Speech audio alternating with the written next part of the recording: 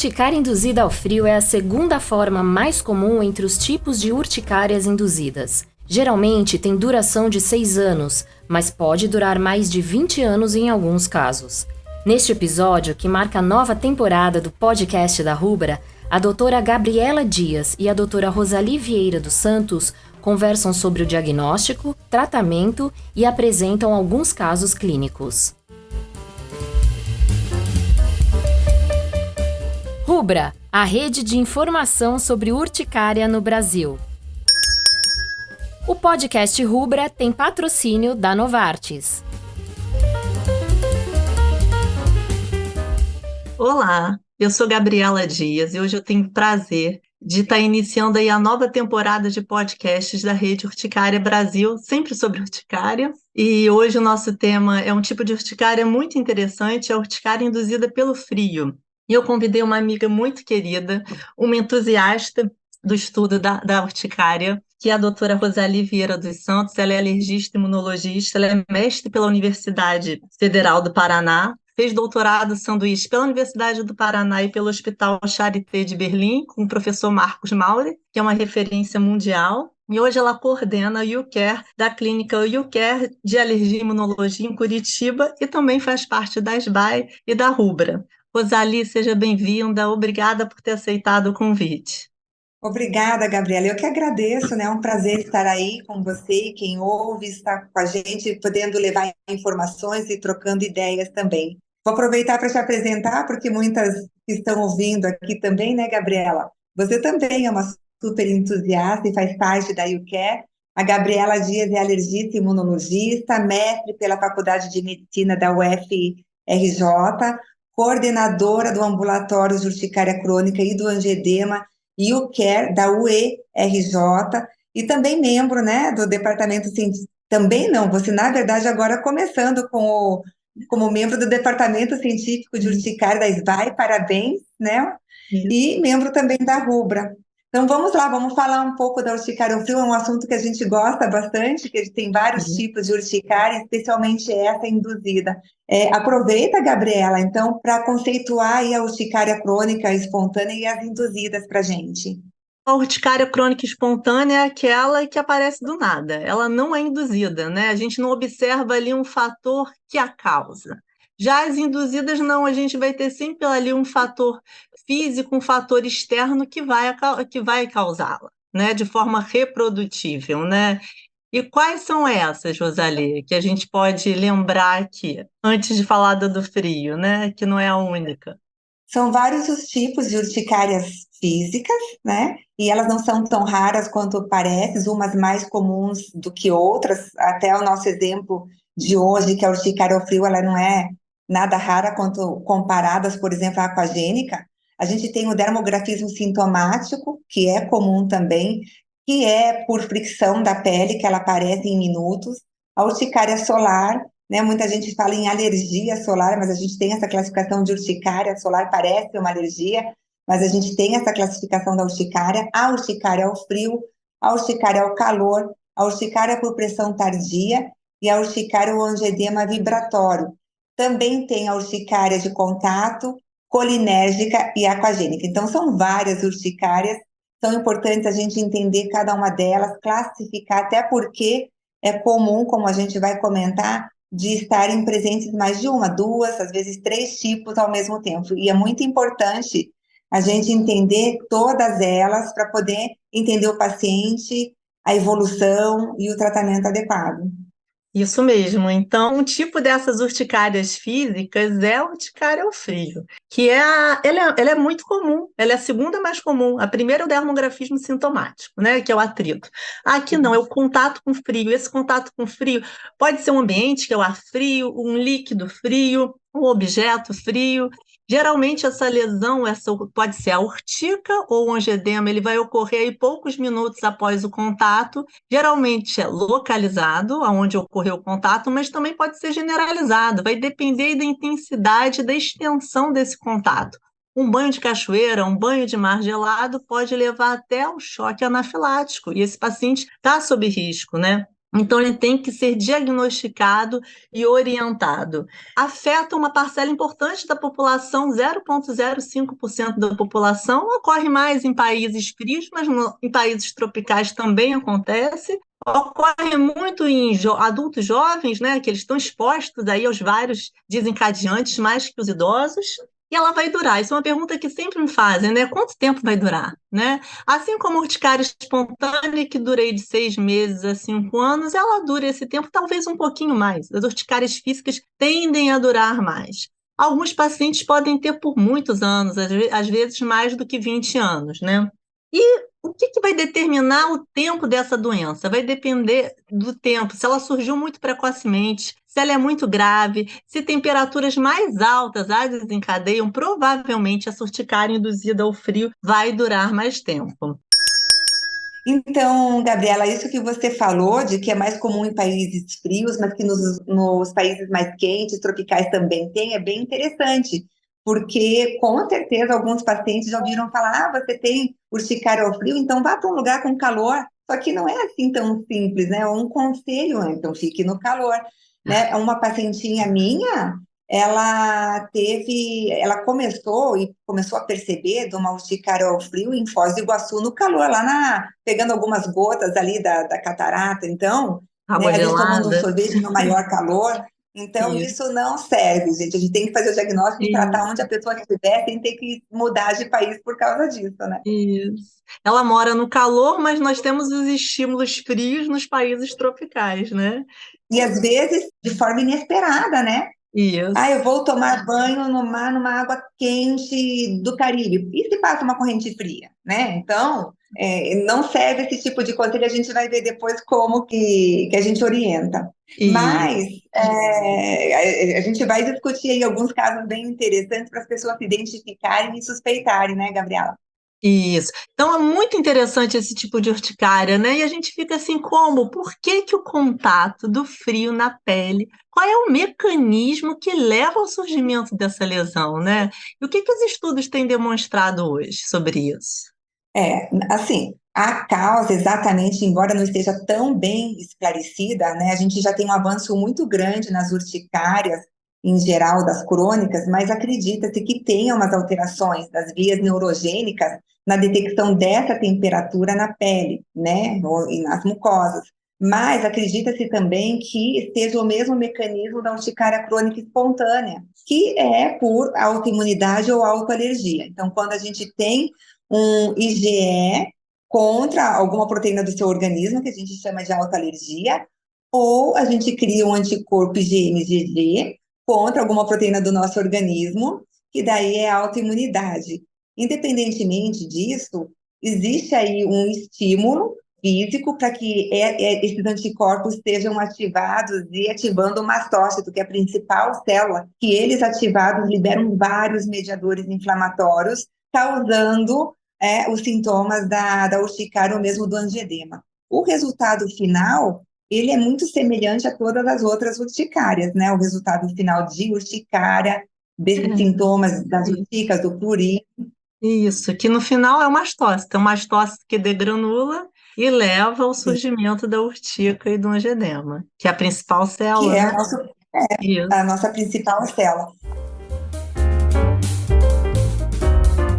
Como é que a gente pode, não está falando um pouco dos sintomas, mas como é que a gente pode classificar essa urticária ao frio? Bem, algumas formas de classificar. Uma forma clássica é classificar em forma familiar e forma adquirida, né? A familiar, a gente fala um pouco lá das síndromes autoinflamatórias, síndromes periódicas associadas às criopirinas, que é um tipo de urticária ao frio. E nas formas adquiridas, nós temos a forma idiopática e secundária. A idiopática é, de longe, a mais comum de todas. Não há nada, apenas a urticária induzida ao frio. As secundárias, a gente tem que pensar nas infecções, né? Então, infecção mononucleose, hepatite, infecção por micoplasma, até infecção por HIV já foram relacionadas à urticária ao frio. Também um tipo de vasculite de pequenos vasos, no qual a deposição de imunocomplexo em baixas temperaturas, que é a crioglobulinemia. E também pode ocorrer a urticária ao frio. E secundária, o uso de algumas medicações. Então, penicilina, griselfulvina, até inibidor da ECA já foi relacionado. Mas a gente tem que lembrar que essas causas não são comuns. O mais comum é a forma idiopática. E ainda há outra forma de classificar, que é a forma típica e atípica. Típica é essa urticária que a gente está falando. Teve contato com frio, ocorreu a lesão. Existem pessoas, por exemplo, um exemplo, que tem urticária induzida por frio só em determinada região. Se toca o objeto frio no membro inferior, não acontece, mas se toca na face, acontece. É um tipo de urticária induzida ao frio atípica. Aliás, eu tenho uma paciente que tem uma urticária aquagênica atípica, só na face. Ao frio eu não tenho, não. E, Mais difícil ainda. e é mais difícil ainda. Tem a urticária colinérgica induzida pelo frio, ou então o dermografismo que só ocorre após o contato com frio, que são formas atípicas na qual há uma concomitância, né, entre as urticárias induzidas. Então a gente vê que a urticária induzida ao frio também tem apresentações clínicas bem variáveis, né? Ela não ocorre da mesma forma, né, Rosali? Sim. Falando das apresentações clínicas, elas são bem variáveis, mas o que que é o mais comum? O mais comum é que o paciente tenha a urtica ou os sintomas no local da exposição minutos após. Saiu desse estímulo, em minutos também volta a pele ao normal. E tem a forma típica, né? Como você falou, às vezes tem um estímulo 2 horas depois no local vai ter. Eu tive um paciente assim, que assim, não é o comum. De qualquer forma, a gente sempre tem que acreditar no paciente, a gente vai fazer esse diagnóstico, mas a maioria é a urtica no local da exposição, e ou angedema. Né? Essa minha pacientinha que eu comentei de Foz do Iguaçu, ela tem o edema de língua quando tinha, porque agora ela está bem, mas ela tinha o edema de língua quando tomava sorvete. Embora a temperatura geralmente de estímulo para que ocorra a urticária ao frio esteja entre 4 e 27 graus, esse espectro depende de cada paciente. Eu tive um paciente que ele reagia de 11 graus a 20, mas com 21 já não, com 4 não. Então, esse limiar da temperatura é muito importante para a gente entender em cada indivíduo. Embora os sintomas sejam mais locais, existe nesse tipo de urticária o sintoma sistêmico, que eu acho que até é um caso seu aí, que a gente já conversou sobre isso, né? Que são os sintomas de anafilaxia, especialmente se tiver uma exposição grande de frio aí na pele, como, por exemplo, entrar numa cachoeira, numa piscina, né, com água fria, pode levar a sintomas sistêmicos, inclusive ser fatal também, né? Esses sintomas sistêmicos, eles são bem variáveis, desde dificuldade de engolir, de respirar, náusea, vômito, mudança de pressão, né, Gabriela? Isso. Enfim, e pode ser fatal. Por isso que esses pacientes, um pouco diferentes de algumas outras urticárias induzidas, são orientados de forma peculiar também, né? Também, E a porque eles outra estão sob coisa maior também, risco, né? Porque nessa há risco de anafilaxia, no dermografismo não tem. O paciente não vai fazer o isso. choque anafilático pelo atrito. Ao frio ele pode fazer. Outra coisa, quando a gente fala ao frio, é aquela impressão que dá só se tiver frio, muito frio, mas às vezes não é isso como a gente viu do limiar, né? E também não é só da água fria, mas de alguma bebida, como a gente comentou do sorvete ou alguma bebida, ou de tocar um objeto frio, banho em água fria, e às vezes a Trocar pessoa não lata. sente Essa semana foi uma paciente, aí quando eu toco na lata a lata de refrigerante descansou na minha coxa e fez a urtica. Aí ela tirou foto é, da urtica redondinha na coxa dela. é. Então, é dessa E forma. assim, também, e confunde também, porque os pacientes vêm achando às vezes que é da água, né? Essa Isso. pacientinha, ela brincava na água, tinha. Às vezes na lama, ela estava brincando na lama, ela achou que fosse da areia ou da terra. Confunde Isso. quando a gente não sabe o que é, né? E aí a gente já fala do E outra diagnóstico, coisa, né?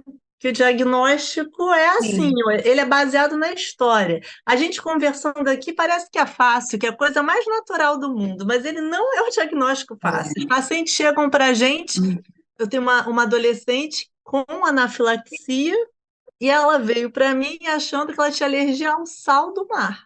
Porque toda vez que ela mergulhava, ela tinha urticária, angedema, náusea, vômito, um pouco de mal-estar.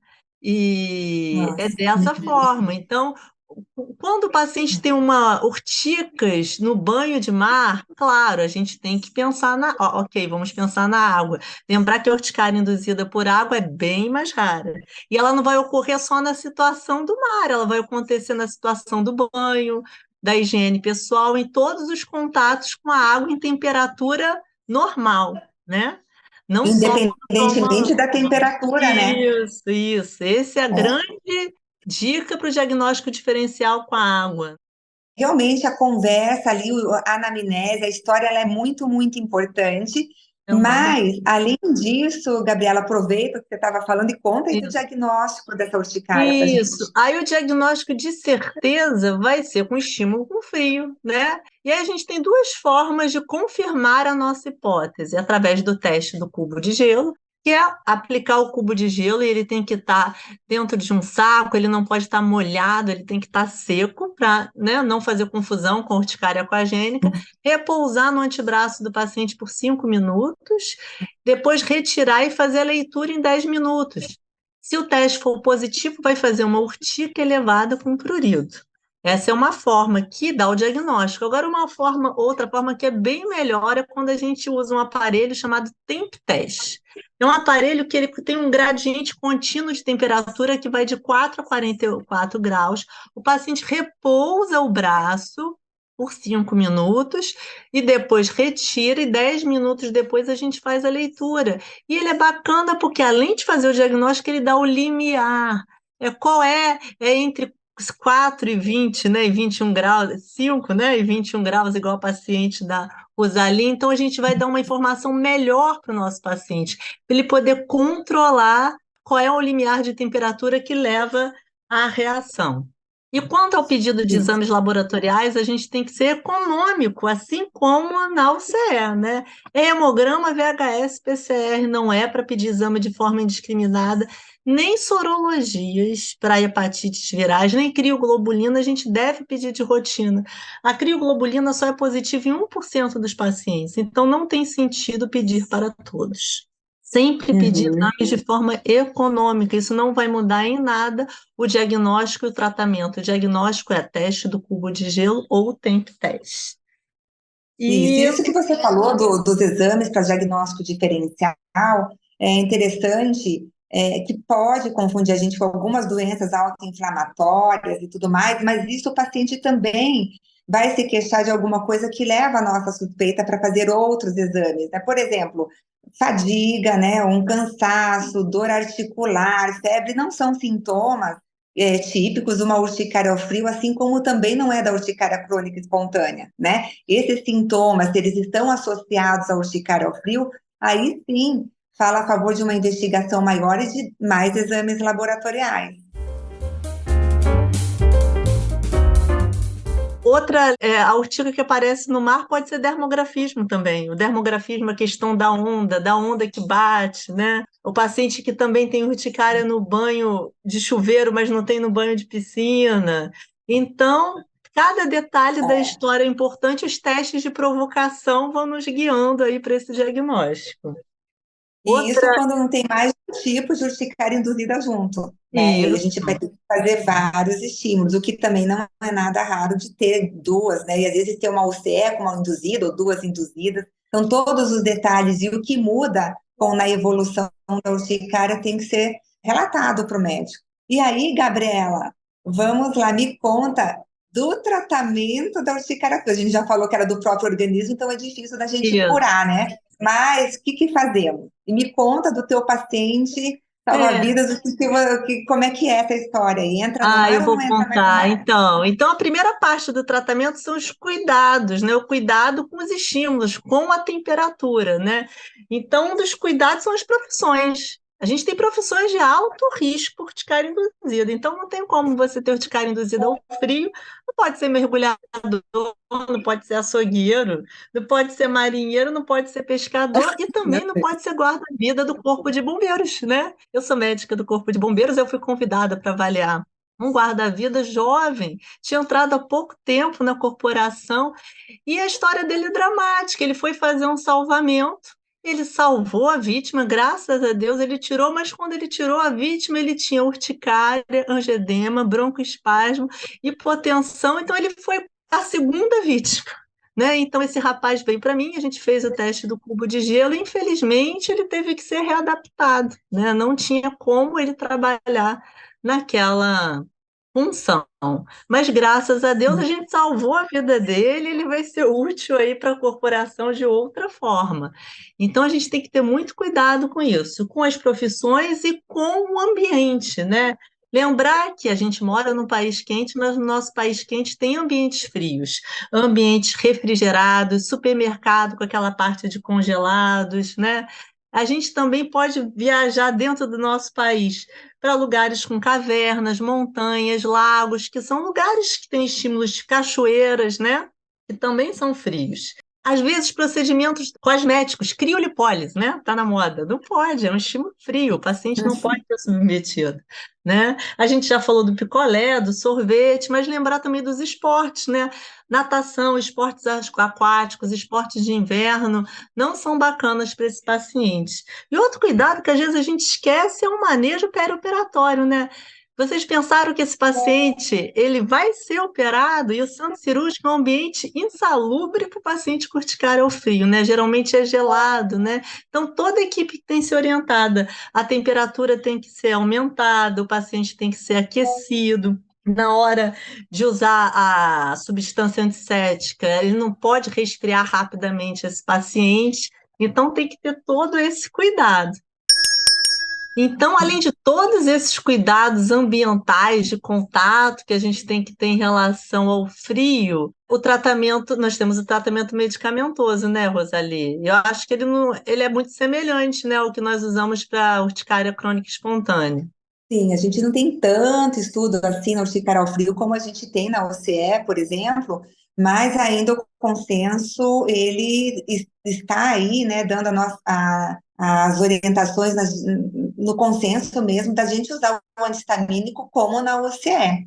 Então, o antistamínico ainda é o mesmo das outras urticárias, que são os não sedantes, considerados não sedantes e de segunda geração, e da mesma forma com uma dose diária recomendada, e se não tiver o controle da doença em até 4 vezes a dose. Então, não muda em relação às outras urticárias até esse momento. E da mesma forma, se isso não resolve, a gente vai para um passo seguinte, né?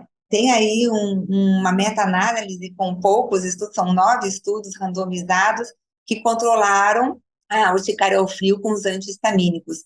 Assim como todas as outras urticárias, existe uma parcela que não resolve, e aí sim a gente segue a sequência das diretrizes do consenso, como nas outras urticárias crônicas aí para gente. Quando o paciente não responde a um antihistamínico em dose quadruplicada, nós temos a opção assim como na urticária crônica espontânea, de indicar anti-IgE, o omalizumab. Mas vamos lembrar que nesse caso aqui, que é uma urticária induzida, essa é uma indicação off-label, né? Ela foi um medicamento desenvolvido para espontânea. Mas a gente tem a segurança de vários relatos de caso, na qual foi demonstrado sucesso, e um estudo clínico com 31 pacientes, no qual 75% obtiveram controle da urticária crônica induzida pelo frio com o uso de omalizumab. Rosalie, você tem experiência, né, com uma paciente que você usou OMA para urticária induzida É, ao frio? essa pacientinha minha, que é uma criança aí com a urticária ao frio, ela não melhorou com anti-histamínicos, e foi bem interessante eu seguir, porque é a minha primeira paciente com urticária ao frio que não melhora o anti-histamínico, que criança ainda. Então, eu fiz uma dose do anti-histamínico e fazendo o controle com o tempo teste, né? Eu começava com 4 graus que ela já reagia. E continuava positivo, e a mãe falava assim, olha, acho que aliviou um pouco, mas ela ainda tem sintomas, aumentando a dose. Quando eu fiz 4 vezes a dose, uns 15 dias depois eu pedi para ela vir, para fazer a provocação, né, com o tempo teste e positivo. E ela com sintomas, ela sentia uma leve melhora, não era tão intenso, mas não conseguia tomar sorvete, incomodava, né?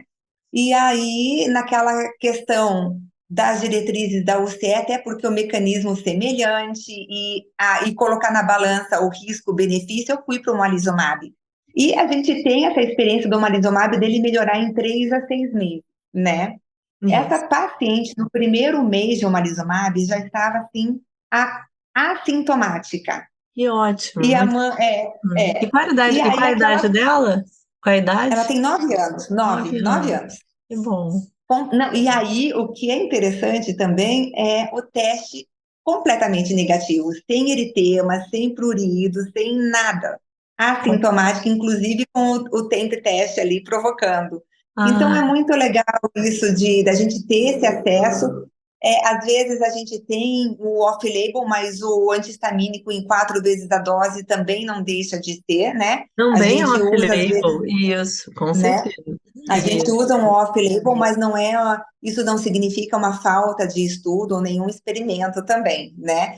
Não, só E não é a uma gente vai, indicação, não é uma indicação em bula, mas existem evidências, né, do seu exatamente. uso. E essa pacientinha, eu falei, mesmo assim, não entre em piscina na cachoeira gelada, porque assim, fica a dúvida, e a gente ainda não tem estudos, né, Gabriela, do quanto que expondo a pele inteira da pacientinha, o meu Isso, omalizumab vai estar bloqueando. Eu não sei. isso. E É, aí eu é aquela também. coisa. É, é Não, melhor né? evitar. A paciente quer entrar numa piscina e daí a gente É, diz que não. E a história da adrenalina, você receita para todos? Como é que é? Mesmo é. para quem não teve edema de glote, mesmo quem não teve nenhum sintoma de anafilaxia? Não, na minha prática eu indico adrenalina para todos os pacientes que tiveram adrenalina, anafilaxia, eu indico para todos os pacientes. E para urticária ao frio vai depender, né? Aquele que tem uma urticária muito localizada, que nunca teve edema, para esse eu não indico. Aquele que já teve angioedema de face, sim. A dificuldade que a gente encontra é o acesso, né? Porque a adrenalina autoinjetável nós não temos aqui no Brasil, ela precisa ser importada. O custo é elevado, a validade é curta, mas ela é necessária. Paciente com história de anafilaxia ao frio tem que portar. Você viaja para um lugar ermo, com acesso difícil, longínquo a serviços de saúde, a adrenalina salva vidas. Então, o paciente precisa ter essa medicação. É, não é isso É mesmo. Mesmo controlada adequadamente com medicamento, né? Quando a exposição pode ser maior, é um seguro, né? É um isso, seguro, com ok? certeza, com certeza. Ai, foi muito bacana. Adorei, Rosalia. Esse assunto é muito interessante. Eu acho que a gente ainda tem que evoluir muito assim em relação à fisiopatologia, né? Em relação a essas formas típicas, atípicas. Eu acho que os estudos ainda vão mostrar para a gente muita novidade em relação a isso. E também biomarcadores, né? Biomarcadores de tempo de doença, biomarcadores de resposta, né? Mais estudos como a lisumab e outros biológicos para urticárias induzidas, né? Então, tem muitas Especialmente necessidades não atendidas, né? especialmente nessa que a gente tem que ver até quanto a gente consegue inibir para que o paciente tenha qualidade de vida em tudo que ele possa fazer, né? Eu tenho um paciente que ele é campeão olímpico, e não vou falar aqui para também não identificar É ele, e ele isso. viaja muito assim, nos países frios e tudo mais. Então, ele resolve bem com anti-histamínico, mas mesmo assim eu falo para ele, fique bem coberto, se cubra bem, deixe a exposição menor. Então, esse é um medo que a gente tem, né? Claro, a gente orienta bem o paciente, mas faltam estudos de saber qual é a dose, qual é o limiar, qual é o estímulo que a gente vai estar dando uma segurança do paciente expor a ponto de ele não precisar deixar de ter um salva-vidas, né, Gabriela? Da Isso. criança entrar numa cachoeira, isso a gente ainda não tem. Mas, aos poucos, a gente tem entendido cada vez melhor essa doença. Que bom, que E bom. adorei também, Gabriela, também adorei É, a conversa. Lembro que teremos esses e outros podcasts sobre urticária no canal da Rubra, no Spotify, e também vários outros conteúdos atualizados na página do Instagram. E muito isso. obrigada pelo convite, eu adorei. Muito obrigada, Rosalie. Eu que agradeço. Espero aí estarmos juntas em outros momentos.